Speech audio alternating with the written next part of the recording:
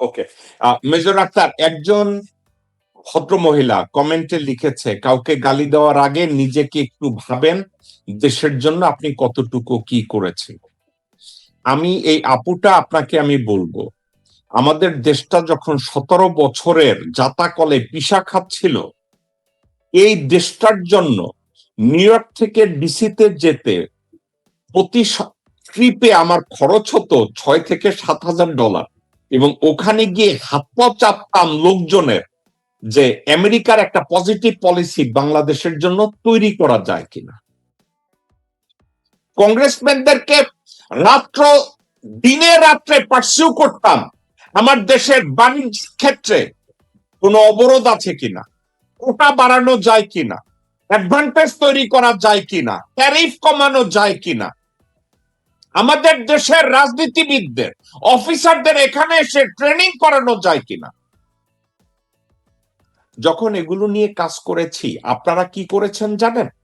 নিজেদের পুটকি চুলকাইছেন, মিথ্যা কথা কইছেন, খাইছেন, আর ছবি তুইলা ফেসবুকে দিচ্ছেন। এটা কি কাঁচা লঙ্কাকে বললেন? জি, কাঁচা লঙ্কাকে বললেন না? হ্যাঁ, মানে আপনারা তখন বাংলাদেশে বৈশা ওই ই করছেন, সিঙ্গারা খাইছেন আর সামোসা খাইছেন আর ফেসবুকে ছবি দিচ্ছেন, বিশাল আন্দোলন। আমি যখন ওই কাজগুলো করতাম, আমরা সিঙ্গারা খাইছি কিন্তু কাঁচা লঙ্কা দিয়েই। মজা লাগে স্যার। ওকে, আমাদের আলোচনায় আপনার শেষ ধাপে কর্নেল হাসিন, এই মুহূর্তে আমি আপনাকে শুধু একটা কথা বলবো, যারা বলে আমেরিকার সাথে এই বাণিজ্য চুক্তিটা আমাদের দাসত্ব চুক্তি, আমরা জানি এটা দাসত্ব চুক্তি না, আমরা জানি এটা বাংলাদেশের জন্য একটা ব্লেসিং এই চুক্তি। আমরা জানি বাংলাদেশ এডুকেশনাল সেক্টরে, কমার্স সেক্টরে, কনস্ট্রাকশন সেক্টরে, মেইনটেনেন্স সেক্টরে আমেরিকান টেকনোলজি সহ অন্যান্য যা কিছু চুক্তি করা হয়েছে, এটা বাংলাদেশের জন্য বিশাল একটা পাওয়া।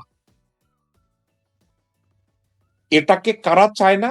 একমাত্র একটা দেশ চায় না, সানকি ভারত। সানকি ভারতের পা চাটা যারা, তাদের কাছে এটা দাসত্ব চুক্তি। এখন তাদের উদ্দেশ্যে আপনি কর্নেল হাসিন যদি কিছু বলেন প্লিজ। আমি ভাই একটা কথাই বলবো, ভারত যেটা ওই বললাম না, যা বলবে তো উল্টা ভাই ধরে নিতে হবে। এই যে উন্নয়ন না আমাদের হবে, আমাদের রুচির পরিবর্তন হবে। আমরা তো ভেজাল জিনিস খেয়ে অভ্যস্ত। স্যার বলছেন টয়টা গাড়ি এই দেশের জন্য যেটা আসে আর আমেরিকার জন্য যেটা আসে পার্থক্য থাকে। আমরা ভালো জিনিসের টেস্ট পাইনি। আমরা যদি ভালো কিছু যদি করবো, সেই ভারতে এলো অন্তরায়। এই সব কিছু কাটা যাবে কার থেকে? ভারত থেকে কাটা যাবে। আটা বলেন, চাল যাই বলেন, যত কিছু আমরা ইম্পোর্ট করবো আমেরিকা থেকে, কাটা যাবে ভারত থেকে। আমার কথা হলো আমাদের ভারত থেকে সরে আসতে হবে, এবং আমেরিকা যদি পড়ে যায় আমার অনেক ওপেনিং হবে। এটা তো নর্মাল কথাবার্তা। দেখবেন যে এই যে যখন ব্যবসায়িক লেনদেন শুরু হবে, আমাদের অনেক ওপেনিং হবে, আমাদের অনেক স্কোপ হবে, বড় বড় জায়গায় আমরা এন্ট্রি নিতে পারবো, যেটা ভারতের জন্য পারি না আমরা। তো ভারতকে আমরা আমলে নেওয়ার কোনো দরকার নাই, আমরা স্বয়ং সম্পন্ন ইনশাআল্লাহ। হাসিন ভাই, আপনাকে একটা কথা আমি একটু অ্যাড করাই, এবং আমি আপনাকে যে কথাটা অ্যাড করাবো আমি এটার উপরে মেজর আক্তারের রিয়াকশন চাইবো। আপনাকে আমি বলি, যেই মুহূর্তে প্রথম ট্যারিফটা ইস্যু করলো, ডিক্লার করলো যে 56% ফর ইন্ডিয়া, তার যেদিন ডিক্লার করলো তার 4 দিন না 5 দিনের মাথায় বাংলাদেশের ট্যারিফ ইউনুস মিয়া 56 থেকে 25% নামাই আসলো। মধ্যের গ্যাপ ছিল কয়দিন জানেন? 17 দিন। এই 17 দিনে ইন্ডিয়া ঢাকায় এবং বিভিন্ন জায়গায় লাইন ফলাইয়া দিচ্ছে, ইন্ডিয়ান প্রোডাক্টে মেড ইন বাংলাদেশ লেখা, বাংলাদেশের এয়ারপোর্ট থেকে, শিপ থেকে তারা আমেরিকা পাঠিয়ে নেওয়া শুরু করছে। এটা গত 10 বছরের প্র্যাকটিস, এটা 10 বছর ধরে করে আসতেছে। এটা গত 10 বছর হ্যাঁ, তারা এটা করে আসতেছে। এখন আমাকে একটা কথা বলেন, বাংলাদেশের সাথে 19% ট্যারিফ এবং সবকিছু ট্রেড এগ্রিমেন্টে বাংলাদেশ এটা দাসত্ব চুক্তি করছে। এখন একটা মজার কথা, ইন্ডিয়া স্বয়ং 23টা জায়গায় নাকে খত দিয়া এই চুক্তি অধিকতর তারিফ নিয়া ওরা স্বাক্ষর করছে, ওইটা গোলামি চুক্তি না। আপনি কি জানেন এই মালাউন গোলামদের ডোনাল্ড ট্রাম্প 2 দিন আগে কি কইছে জানেন? ওই শালারা হইছে জাহান্নামের অগ্নিকুণ্ড। কে কইছে? ডোনাল্ড ট্রাম্প স্বয়ং ইন্ডিয়ারে কইছে তোরা হইছিস জাহান্নামের অগ্নিকুণ্ডলী। আমার কথা বাদ দেন রে ভাই, এই ছেলেদের কইছে। ডোনাল্ড ট্রাম্প নিজে তার টুইটারে কইছে এখন ইন্ডিয়ার সব আমাকে জাহান্নামের অগ্নিকুণ্ডলী কইল। আরে ভাই কইছে কারণ তোরা জাহান্নামের অগ্নিকুণ্ডলী শালার পুতেরা। আর আমাদের বাংলাদেশিরা ওইটা লইয়া বসে আছে। আর কথায় কথায় কইব কি এত বড় সাহস, তুমি জেকব মিল্টন তুমি বাংলাদেশে আসো। আচ্ছা একটা কথা মেজর আক্তার আপনারা আমি বলবো, আমি বাংলাদেশে যাব মানে বাংলাদেশে গুলি করে ফেলাই দেব, দাও ভাই ফেলাই দাও, তোমার প্রোডাক্টিভিটি ওইখানেই শেষ হয়ে গেল। কিন্তু আমি আমেরিকায় যদি থাকি বাংলাদেশের ফেভারে আমি বহু কিছু করতে পারতেছি। আমি যদি দেশপ্রেমিক হই তাহলে আমার দায়িত্ব কি বাংলাদেশে যাইয়া গুলি খাওয়া না এইখানে বাইচা বাংলাদেশের পক্ষে কাজ করা? মেজর আক্তার আমার জায়গায় আপনি হইলে কি করতেন? ধন্যবাদ আপনাকে। যদি আপনার এরকম রিস্ক থাকে তো অবশ্যই বলবো না বোকার মতো ঝুঁকি নেওয়ার, যদি আপনার অল্টারনেটিভ আপনার কাছে আছে, নাথিং রং ইন ইট। দেখতে হবে আমি আমার দেশের জন্য জনগণের জন্য ভালো কাজ করতে পারছি কিনা। কারণ হাসিন যে কথাটা বললেন আপনার মাধ্যমে আমেরিকানদের কাছে আমরা বলতে চাই, যেহেতু আপনার অ্যাক্সেস আছে, বাংলাদেশে তাদের অ্যাক্টিভিটিস আরো বাড়াইতে বলেন, তাদেরকে বলেন বাংলাদেশে আরো সহজভাবে আসতে। ওই যে বাঙালি আমেরিকাতে সেটেল হয়ে ইউনিভার্সিটি চাকরি করে রিটায়ার্ড করে কনসালটেন্সি করে, আল্লাহর রাস্তে ওদের কাছ থেকে মুক্তি দেন আমাদেরকে। কারণ সে এখন ওখানে থাকতে চায়, কনসালটেন্সি ওখানে করতে চায়, সে বাংলাদেশকে চিনে না। তাদের লিয়াজুল অফিস বাংলাদেশে করতে বলে, এখান থেকে ইয়াং ছেলেদেরকে হায়ার করো, অনেক চিপে হায়ার করতে পারবে, অনেক টেকনোলজি ভালো পাবে। ইন্ডিয়াতে এটা হয়েছে, চায়নাতে হয়েছে, চায়নাতে প্রচুর আমেরিকান টেকনোলজি ট্রান্সফার করে টেকনিক্যাল হ্যান্ড বানাইছে চায়নাদেরকে প্রচুর। দেখবেন এখন যারা দেখবেন ইংলিশ ল্যাঙ্গুয়েজ শিখতেছে, সেকেন্ড ল্যাঙ্গুয়েজ শিখে, তারা আমেরিকান অ্যাসেন্টে ইংরেজি বইলা তারা মার্কেটটাকে চায়না এবং Indian American market win win situation নিয়ে গেছে। সেম ব্যাঙ্গালোর দেখেন, সেম আপনি ইন্ডিয়ান যে হাইটেক ভিলেজ গুলো দেখেন, সেখানেও প্রচুর ইংলিশ ব্যবহার করে তারা করেছে। আপনি আমাদেরকে ওই মিডলম্যান থেকে বাঁচান। এই মিডলম্যানদের কাছে গিয়ে আমরা প্রচুর ক্ষতিগ্রস্ত হয়েছি। এরা আমাদের কিছু দিবে না।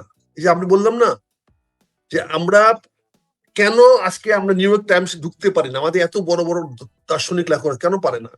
আমরা যদি একজন দুজন ঢুকতে পারতাম তাহলে কি সেখান থেকে কি আমাদের ভিউজটা আমরা মোটিভেট করতে পারতাম ওদেরকে? আপনি কি মনে করেন বাংলাদেশ কিভাবে এগ্রিমেন্টটা নেয় এটা কি আমেরিকানদের জানার প্রয়োজন আছে না? আমেরিকান পলিটিশিয়ানদের জানার প্রয়োজন আছে না? কিন্তু আমেরিকান যা পলিটিশিয়ানদের কি আমি ডেইলি স্টারে বা ওই ফাইন্যান্সিয়াল এক্সপ্রেসে বা নিউজ উইকে দিলে হবে? এটা আমাকে ইন্টারন্যাশনাল ম্যাগাজিনে দিতে হবে। ইন্টারন্যাশনাল ম্যাগাজিনে দিলে সেটা আমেরিকান পলিসি মেকারদের নলেজে যাবে। তখন আপনাকে রিকোয়েস্ট করতে পারবো বা এই পেপার কাটিংটা নিয়ে যান, গিয়ে একটু ওনাকে আমার পক্ষে থেকে রিকোয়েস্ট করেন। দরকার বললেন না হয় আমি আপনার কাছ থেকে অনুরোধই করলাম আমার জন্য $5,000 ব্যয় করেন, আমি দৃষ্ট দেখাবো না যে আমি আপনাকে টাকা পাঠাবো, আমি রিকোয়েস্ট করতে পারি ভাই আমার জন্য দেশের জন্য না এটা করেন। কিন্তু আপনাকে তো ম্যাটেরিয়াল দিতে হবে। আপনাকে যেমন সিনেটর যে ডাটাগুলো দিয়েছে, আমিও যদি এরকম একটা কাউন্টার ডাটা তৈরি করে আপনাকে দেই, তাহলে আমি তো আপনার কোশ্চেনটার জবাবটা আমি তৈরি করে দিতে পারতেছি। আমি মনে করি Bangladesh needs a very good, reliable, richer friend, stronger friend. Friend has got a strength. সেটা আমেরিকাই হোক, চাইনাই হোক আর ইন্ডিয়াই হোক। Let's find out who is favorable to me. আমি ব্রেকেট করবো না, আমি কাউকে বলবো না যে মুখে যাবো না। But I need a friend who can help me. I need a friend who can protect me. Major Akhtar আমি শেষ করবো, একটা শেষ প্রশ্ন আপনাকে আমি করতে চাই। এই প্রশ্নটার স্পেসিফিক উত্তর আপনার জানা আছে কিনা? For the last 54 years, a country became well known that they cannot become the well-wisher of Bangladesh. None of their act, not even a single act, can prove otherwise. তো 54 বছরে এত রিসার্চের পরে আপনি জানলেন 54 বছরে তারা আমাদের বন্ধু হয় নাই। আপনি দেখেন কিনা তারা আমাদের বন্ধু হবে। বন্ধুর কথা বাদ দেন, প্রতিবেশী সুলভ আচরণ করবে আমাদের সাথে, এটা আপনি দেখেন কিনা? ভাই, আমার এখনো যৌবন আছে, কিন্তু আমার স্বামী সারাদিন আমাকে পিটায়। আমার তো বাইরে খাওয়ার জায়গা নাই। আমি আরেকটা স্বামী জোগাড় করতে না পারলে আমি বিট্রে করব আমার এই পিটানো স্বামীকে। কখন? যখন আমি আমার আরেকটা স্বামী বাইরে ব্যবস্থা করতে পারবো। আপনার কথাটা আমি এখানে আপনাকে একটু থামাই, উইথ ডি অল রেসপেক্ট। আপনার উদাহরণটা এখানে যায় না একটা কারণের জন্য। কারণ একটা ব্যক্তি এবং একটা রাষ্ট্র দুই ওয়েতে ডিফাইন করে, এটা আমার কথা না। জেমস উইলফোর্ড গার্নার একজন ব্যক্তির অবস্থান এবং রাষ্ট্রের অবস্থানকে একভাবে ব্যাখ্যা করে নেয়। রাষ্ট্রের অবস্থানকে সমষ্টিগতভাবে নির্ণয় করছে রাষ্ট্রবিজ্ঞানের ভাষায়। ইভেন দেন আপনি যদি পররাষ্ট্রনীতির ক্ষেত্রেও যান, একজন ব্যক্তি এবং একটা রাষ্ট্রকে এক পর্যায়ে ধরা হয় না। আধুনিক রাষ্ট্রবিজ্ঞানে বলে একটা রাষ্ট্রের চয়েস আছে। তো সেক্ষেত্রে ওই যে আমার অত্যাচারিত হাজবেন্ড আর বউ, ওই এটার সাথে আমি এই কম্প্যারিজনটা আসবো না, আমি একটা তাহলে এখানে আসবো না, এটা যায় না। তাহলে আমি এটাকে আমি একটু রিফাইন করি। আমি এইভাবে করি। তারেক রহমানকে আপনি বিএনপি কে আপনি 3 টায়ার সন্ত্রাসী বানালেন। একটা কথা বলি মেজর আক্তার, আমি আগে জানতাম না, কিন্তু আমি পরে জানলাম এর পিছনে ইন্ডিয়া হ্যাভিলি ইনভেস্ট করছে এবং হাসিনা এটাকে সমর্থন করছে। তাহলে এখন কি হতেছে? এখন এইটা যে আপনি উইথড্র করলেন, এটা আপনি কেন ডাইরেক্ট হিয়ারিং তারেক রহমানকে নিয়ে সরাসরি দিলেন না? আপনি কেন ইন্ডিয়ান হিয়ারিং দিয়ে দিলেন? আপনি তো ইন্ডিয়ার কাছে আমাকে তুলে দিলেন। আপনি তো আমাকে বাধ্য করলেন আজকে ইন্ডিয়ার সঙ্গে যেতে। আমি তো বিপদে আছি। আপনার কথার উত্তরটা আমি আপনাকে এইভাবে দেই, আমার কথাটাকে ভুল বুঝেন না। একটা বাংলাদেশি ছেলেকে অ্যারেস্ট করা হলো, তাকে নিয়ে যাওয়া হলো লুইজিয়ানায়, কারণ ওই ছেলেটা বলছে সে বিএনপির মেম্বার। এবং বিএনপি ইমিগ্রেশন কোর্টের জাজ বলল, তোমার পার্টি তো টিয়ার 3 টেররিস্ট অর্গানাইজেশন, তুমি কতবার পিস্তল চালাইছো, তুমি কতগুলা মানুষ মারছো। আমি বিনা পয়সায় 2 জন উকিল সহ লুইজিয়ানার কোর্ট হাউসে গেলাম। ওখানে বললাম যে বিএনপি যে টিয়ার 3 টেররিস্ট অর্গানাইজেশন, এর ফেভারে তোমার কাছে কি কি আছে। আমি দেখি ইন্ডিয়ান অ্যাম্বাসেডরের বক্তব্য, আমি দেখি বেনজির র্যাবের প্রধান তার বক্তব্য, সরাসরি তারেক রহমানকে খালেদা জিয়াকে বলেন টেররিস্ট। এবং আমি দেখলাম আর্মির 3 জন 4 জন জেনারেল যারা পরে আর্মি চিফ হয়েছে বাংলাদেশের, তাদের বক্তব্য, ডিজিএফআই ডিজিদের বক্তব্য। তো আমি আস্তে করে কইলাম যেগুলো তোমরা পেপারের কাটিং এবং তাদের বিভিন্ন সময় যে বক্তব্য দিচ্ছে, বক্তব্যগুলোকে তোমরা এখানে সেভ করছো। তো ইমিগ্রেশন কোর্ট থেকে আমার উকিলদের বলা হইলো যে তোমার কাছে কি এমন কোন লজিক্যাল থিওরি বা কোনো কাগজ বা সেমিনার বা তোমাদের গঠনতন্ত্র এমন কি কিছু আছে যেটা দিয়ে তোমরা প্রমাণ করতে পারো যে বিএনপি টেরোরিজমের সাথে জড়িত না? সাথে সাথে আমরা কি করলাম, লন্ডনে তারেক রহমানের কয়েকটা 5-8টা কুত্তা আছে যারা ভিসা ইউনিভার্সিটির স্টুডেন্ট, তাদেরকে জানানো হইলো যে আপনারা এই এই কাজগুলো তাড়াতাড়ি করেন, নতুবা বিএনপি ক্ষতিগ্রস্ত হবে। এখন একটা মজার কথা, আপনি কি জানেন ওই যে লন্ডনে ভিসা ইউনিভার্সিটির ছাত্র যারা বাংলাদেশে যাই এখন উপমন্ত্রী প্রতিমন্ত্রীর মর্যাদায়, কোন খানকির ছেলে একটা শব্দ উচ্চারণ করে নাই বা আমাদেরকে একটা জিনিস দেয় না যেটা নিয়ে আমরা ইমিগ্রেশন কোর্টে অ্যাটলিস্ট দাঁড়ায় বলবো BNP is not a terrorist organization? দেয় নাই। রেদার আপনার বর্তমানে শিক্ষামন্ত্রী, রেদার নিউ ইয়র্কের রিক্সা চালক কয়েকটা বিএনপির লোকজন, একজনের নাম গিয়াস আহমেদ, একজনের নাম জিল্লুর, একজনের নাম মিজানুর রহমান মিল্টন, এরা গিয়া এফবিআই এর কাছে একটা কেস হয়েছিল। এই কেসটার কথা আপনারা জানেন। আপনার মনে আছে যেখানে মাহমুদুর রহমান সাহেব এবং শফিক রেহমানকে গ্রেফতার করা হয়েছিল যে তারা জয়রে মারার চেষ্টা করছে? ওই কেসে সাউদার্ন ডিস্ট্রিক্টে জাজ ছিলেন, এর নাম ছিল ভিনসেন্ট ব্রিসেটি। আমি তার ইন্টারভিউ করছি, আমি জেকব মিল্টন তার ইন্টারভিউ করছি। ওইখানে গিয়া এরা বইলে আসছে তারেক রহমান বাংলা ভাইয়ের বস, তারেক রহমান জেএমবির বস, তারেক রহমান হলি আর্টিসান বেকারিতে টেররিস্ট অ্যাটাক করাইছে।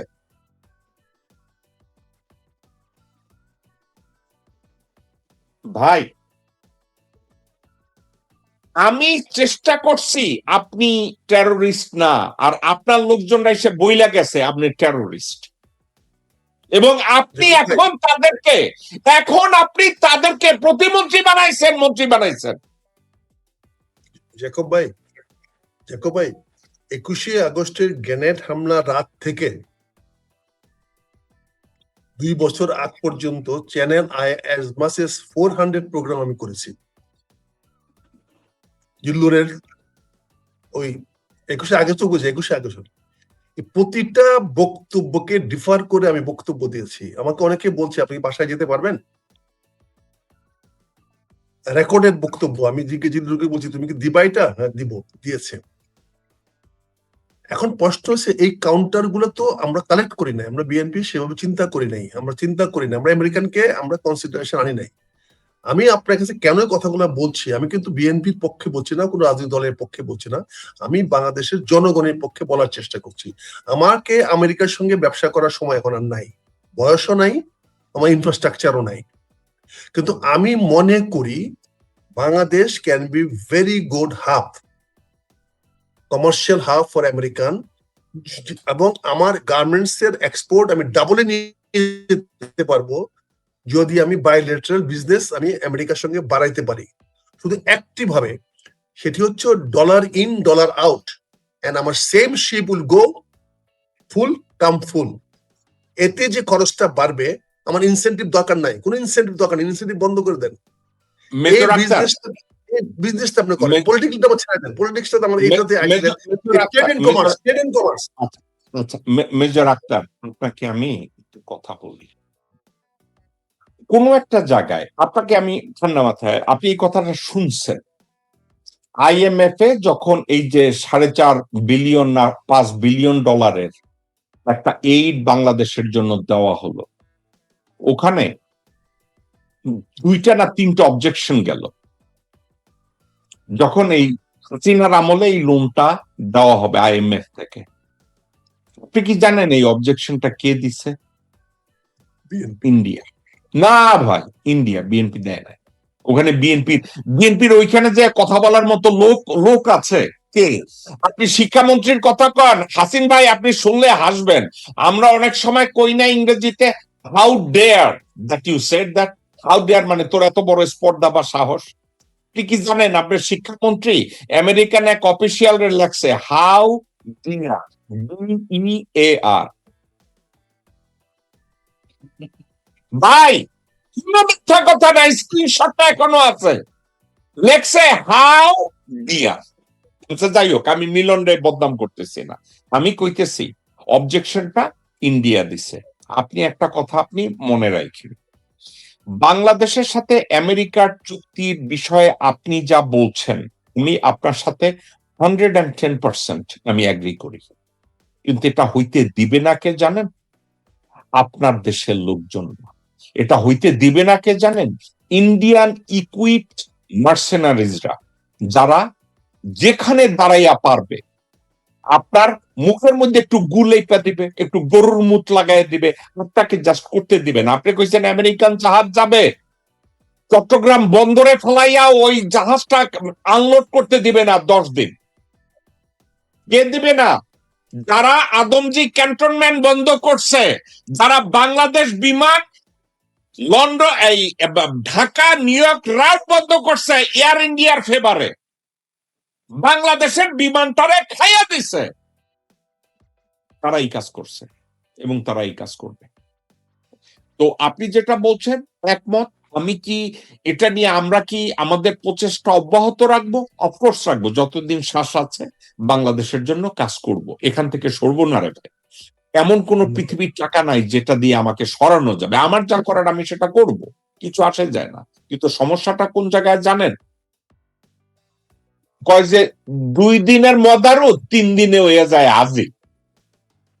আমাদের বাংলাদেশে যেসব রাজনীতিবিদরা দেশপ্রেমিকরা যাইয়া তারেক রহমান জিন্দাবাদ দেয়, আপনার আমি একটা কথা কই, এই কথাটা আজকে আমি দেখাইতে চাই না, বাট আপনার আমি একটু কথাটা বলতেছি। রাখ তোর ফ্যামিলি কার্ড মনে আছে? প্রিয় ভাই বোনেরা, জনগণের স্বার্থে যেই কাজ সেটিকে তারা রেখে দেয়, কিন্তু নিজেদের ক্ষমতা ষড়যন্ত্রের মাধ্যমে ক্ষমতা কিভাবে কক্ষিগত করতে হবে সেই কাজের জন্য তারা এখন বিভ্রান্ত ছড়াচ্ছে। এই গুপ্ত বিভ্রান্তকারীরা আবারও এখন এই বিভ্রান্তের কাজ শুরু করেছে তারা। আমাকে একটা কথা বল মেজর আক্তার, আমি আপনার কাছ থেকে জানতে চাই বিষয়টা কি। একটা ওয়েলফেয়ার নিয়ে সে কথা বলছে, একটা ওয়েলফেয়ার, ফ্যামিলি কার্ডটা তো ওয়েলফেয়ার টু দ্য সিটিজেন না? আচ্ছা, এটার ভিতরে কি কোনো রাগ আছে, গোসা আছে, আবেগ আছে? সাবজেক্টটা তো একটা পলিসি। এখন এই যে তারেক রহমান মর্জিঙ্গি দেখাইয়া যে কথাটা কইলো এই সাবজেক্টের উপরে, এই টোনটা যেই টোনে বললেন, এই টোনের কি কোনো জাস্টিফিকেশন আপনার কাছে আছে কর্নেল হাসিন? উনি বলবে যে ফ্যামিলি কার্ডটা নিয়ে আমি আপনাদের জন্য করার ওয়াদা করছি, আমি এটা এইভাবে করতেছি, এটা করতেছি, কিন্তু তার যে অ্যাপ্রোচ, তার যে কথা বলার টোন, তার যে ল্যাঙ্গুয়েজ, আপনি কোনো জাস্টিফাই খুঁজে পান তার এই টোনে এই বিষয়টা নিয়ে কথা বলার? এটা হচ্ছে আমার প্রথম প্রশ্ন আপনাকে। আসে কোন জায়গায় আপনি দেখেন? আমি আসলে বুঝি না এই বিষয় নিয়ে এত রাগ হওয়ার কি কারণ আছে। জামাতের দর্শন, জামাত যেটা বলছে আমরা ফ্যামিলি কার্ড দিব না, আমি চেষ্টা করবো ওই পরিবারটাকে স্বয়ংসম্পূর্ণ করার জন্য যেভাবে হোক ঋণ মুক্ত, ঋণ এটা ছাড় মেজাজ দিতে দেখানোর কিছু আছে? এর মেজাজ দেখানোর কিছু আছে? কিছু নাই।